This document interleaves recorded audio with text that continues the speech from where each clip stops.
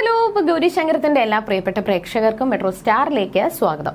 അപ്പോൾ ഗൗരിശങ്കരത്തില് ഇപ്പോൾ ധ്രുവന്റെ പിന്നാലെയാണ് ശങ്കർ. ധ്രുവനെ എങ്ങനെയെങ്കിലും കണ്ടുപിടിക്കണം എന്നുള്ള ഒരു ലക്ഷ്യബോധത്തോടെയാണ് ശങ്കർ മുന്നോട്ട് പോകുന്നത്. എന്നാൽ ഇതൊന്നും ഗൗരിക്ക് അറിയത്തില്ല. പക്ഷെ പ്രതീക്ഷിക്കാത്ത സംഭവങ്ങൾ നടക്കുകയും ഗൗരിക്ക് ചെറിയ ചെറിയ സംശയങ്ങൾ തോന്നുവാണ്. പിന്നെ ഇതിന്റെ മുന്നോടിയായിട്ട് എന്തൊക്കെ സംഭവിക്കുമെന്ന് നമുക്ക് നോക്കാം. അതിനു മുൻപ് ആദ്യമായിട്ടാണ് ഈ ചാനൽ കാണുന്നതെങ്കിൽ തീർച്ചയായിട്ടും സബ്സ്ക്രൈബ് ചെയ്യുക. അപ്പോൾ ഞങ്ങളിടുന്ന പുതിയ സീരിയൽ റിവ്യൂ വീഡിയോസ് എല്ലാം നിങ്ങൾക്ക് ലഭിക്കുന്നതായിരിക്കും. അപ്പോൾ ചെറിയ ചെറിയ പ്രശ്നങ്ങൾ അവർക്കിടയിൽ തന്നെ അവരുടെ ജീവിതത്തിൽ തന്നെ സംഭവിച്ചുകൊണ്ടിരിക്കുകയാണ്. ഇതിന്റെ മുന്നോടിയായിട്ട് ഗൗരിക്ക് ചില സംശയങ്ങൾ തോന്നി തുടങ്ങിയിട്ടുണ്ട്. അപ്പോൾ രാവിലെ തന്നെ ജോജുവും അജിത്തും കൂടി ചാരങ്ങാട്ടോട്ട് വരികയും ശങ്കറിനെ കാണുകയും അങ്ങനെ സംസാരിക്കുന്നതിന്റെ കൂട്ടത്തിൽ ശിവാനി ആ ഒരു ധ്രുവനും ശിവാനിയുമായിട്ടുള്ള പ്രശ്നങ്ങൾ കാരണം ആ ഒരു നാട് മുഴുവൻ എല്ലാ കാര്യങ്ങളും അറിഞ്ഞു. അങ്ങനെ ശിവാനി അവിടെ നിന്ന് നാട് വിട്ട് നേരെ ഹൈദരാബാദ് മുംബൈയിലൊക്കെ പോയിരുന്നു. എന്നാൽ അവിടെ നിന്ന് ഇപ്പോൾ ശിവാനി നേരെ കേരളത്തിലുണ്ടെന്നും അതും നമ്മളെ തലസ്ഥാനം തിരുവനന്തപുരത്ത് ശിവാനി ഉണ്ട് എന്നുള്ള ഒരു സത്യം ശങ്കറിനോട് പറയുന്നുണ്ട്. അപ്പൊ തിരുവനന്തപുരത്ത് നിന്ന് എങ്ങനെയെങ്കിലും ശിവാനിയെ കണ്ടുപിടിക്കാം എന്ന് പറഞ്ഞുകൊണ്ടിരിക്കുന്ന സമയത്താണ് ഗൗരി കയറി വരുന്നത്. അപ്പൊ ഗൗരി കയറി വന്നപ്പോൾ തന്നെ അവർ പെട്ടെന്ന് ആ ഒരു സംസാരം നിർത്തുകയും എന്നിട്ട് പെട്ടെന്ന് ഗൗരി വരുന്നത് കണ്ട് ശ്രദ്ധിച്ചുകൊണ്ട് നിൽക്കുവാണ്. പക്ഷെ ഇതില് ഗൗരിക്ക് ചെറിയൊരു സംശയം തോന്നി.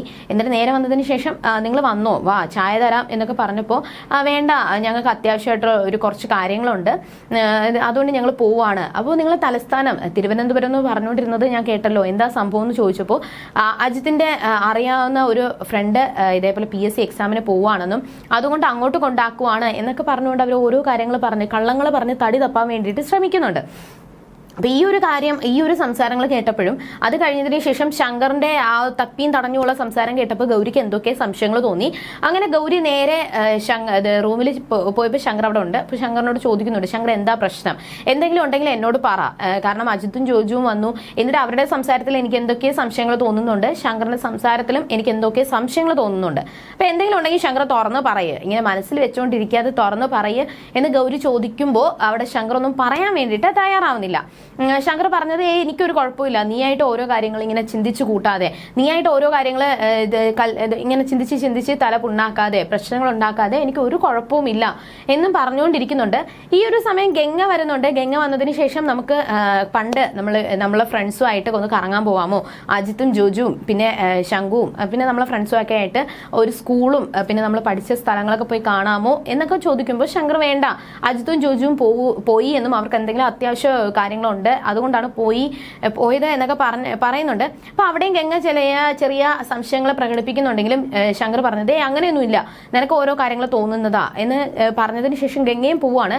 പക്ഷെ ഇതെല്ലാം കൂടി കൂട്ടി വായിച്ചപ്പോൾ ഗൗരിക്ക് എന്തൊക്കെയോ സംശയങ്ങളുണ്ട്. അപ്പോൾ ശങ്കർ ധ്രുവന്റെ പിന്നാലെ ആണോ എന്ന് ഗൗരിക്ക് സംശയം തോന്നുകയും നേരെ ശങ്കറിനോട് പറയുന്നുണ്ട്, ശങ്കർ ധ്രുവന്റെ പിന്നാലെ ശങ്കർ നടക്കരുത്, നമുക്കൊരു സന്തോഷ ജീവിതമുണ്ട്, നമ്മൾ വിചാരിച്ചതുപോലെ നമ്മളെ ജീവിതം സന്തോഷത്തോടെ മുന്നോട്ട് പോകണ്ടേ, ഇതിന്റെ ഇടയിൽ നമ്മളെ ജീവിതം തകർക്കുന്ന രീതിയിൽ എന്തിനാണ് ഓരോ പ്രശ്നങ്ങൾ വരുത്തുന്നത്, അതുകൊണ്ട് എനിക്ക് ശങ്കർ അല്ലാതെ വേറെ ആരുമില്ല, അപ്പോൾ ശങ്കർ എന്നെ വിട്ട് പോകരുത് എന്നൊക്കെ അവിടെ ഗൗരി പറയുവാണ്. അപ്പൊ ഇതെല്ലാം കേട്ടിട്ടും ശങ്കർ പറഞ്ഞത്, ഗൗരി നീ വിചാരിക്കുന്നത് പോലെയൊന്നും അല്ല, നിനക്ക് തന്ന വാക്ക് ഞാൻ പാലിക്കത്തില്ല, ഒരിക്കലും ധ്രുവന് ഞാനായിട്ട് ശിക്ഷ വിധിക്കത്തില്ല, നിയമപരമായിട്ട് ധ്രുവന് കിട്ടേണ്ട ശിക്ഷ തന്നെ വാങ്ങിച്ചു കൊടുക്കത്തുള്ളൂ, അല്ലാതെ ഞാനായിട്ട് ഒരു ശിക്ഷയും വിധിക്കത്തില്ല, ശങ്കർ ഭായ് ശിക്ഷ വിധിച്ചു കഴിഞ്ഞാൽ പിന്നെ ധ്രുവൻ ഭസ്മമായി പോവും, അതുകൊണ്ട് ഞാനായിട്ട് ഇതിന്റെ പിന്നാലെ നടക്കത്തില്ല എന്ന് ശങ്കർ ഗൗരിക്ക് വാക്ക് കൊടുക്കുന്നുണ്ട്.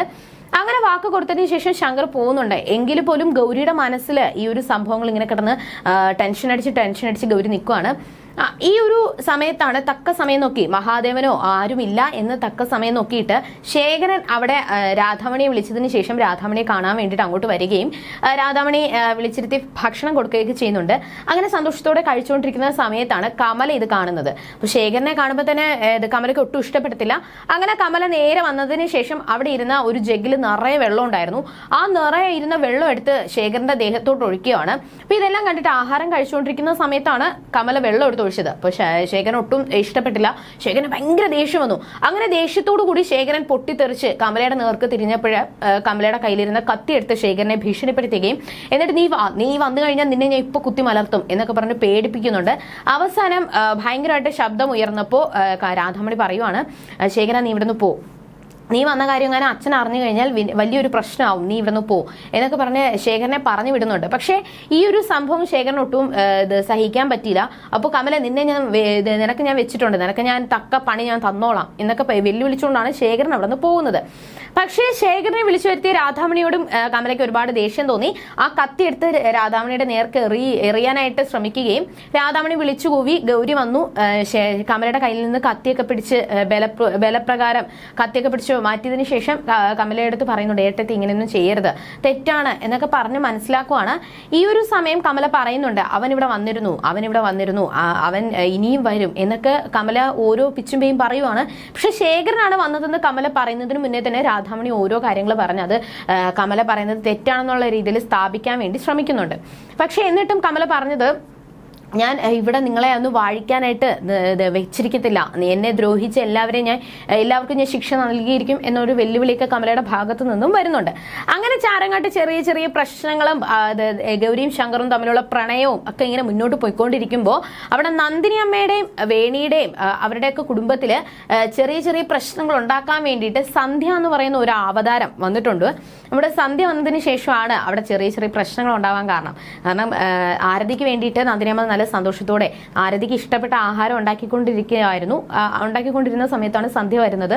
സന്ധ്യ വന്നതിന് ശേഷം അവിടെ ഇരുന്ന ആ ഒരു പാത്രം, ആരതിക്ക് വേണ്ടി ഭക്ഷണം ഉണ്ടാക്കിക്കൊണ്ടിരുന്ന ആ ഒരു പാത്രം എടുത്ത് മാറ്റിയിട്ട് വേറൊരു പാത്രം ആ ഒരു സ്റ്റൗവിലോട്ട് എടുത്ത് വെക്കുന്നുണ്ട്. അപ്പോൾ ഇത് കണ്ടപ്പോൾ ആരതിക്ക് ദേഷ്യം വരികയും ആരതി സന്ധ്യയോട് ദേഷ്യപ്പെട്ട് സംസാരിക്കുകയും അപ്പോൾ സന്ധ്യ പറഞ്ഞത്, എനിക്കിവിടെ അധികാരമുണ്ടോ ഇല്ലയോ എന്നൊക്കെ ഞാൻ മഹാദേവനോട് വിളിച്ച് ചോദിച്ചോളാം.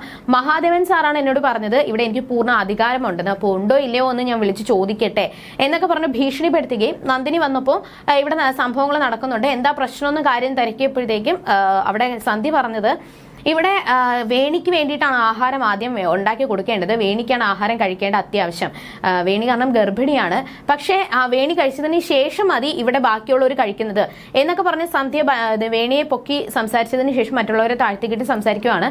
ഇതൊന്നും ആരതിക്ക് ഒട്ടും ഇഷ്ടപ്പെട്ടില്ല. അവസാനം ഒരു വലിയൊരു പ്രശ്നം ഉണ്ടാക്കാതിരിക്കാൻ വേണ്ടിയിട്ട് നന്ദിനിയമ്മ പറയുവാണ്, ഒരു കാര്യം സന്ധ്യ വേണിക്കുള്ള ആഹാരമെല്ലാം ഉണ്ടാക്കിയതിന് ശേഷം പറഞ്ഞാൽ മതി, ഞാൻ ബാക്കിയുള്ളവർക്കുള്ള ഭക്ഷണം ഉണ്ടാക്കിക്കോളാം എന്ന് പറയുന്നുണ്ട്.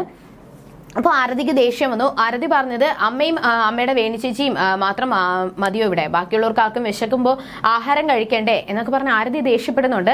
അങ്ങനെ ഈ ഒരു പ്രശ്നങ്ങളെല്ലാം വേണി കണ്ടുകൊണ്ട് നിൽക്കുന്നുണ്ടായിരുന്നു. അപ്പോൾ സന്ധ്യ കാരണം ഈ ഒരു കുടുംബത്തിൽ വലിയൊരു ഭൂകമ്പം സംഭവിക്കുമെന്ന് വേണിക്ക് മനസ്സിലായി. അപ്പോൾ ഇനി എന്ത് ചെയ്യാൻ പറ്റുമെന്ന് ആലോചിച്ചുകൊണ്ടിരിക്കുകയാണ്.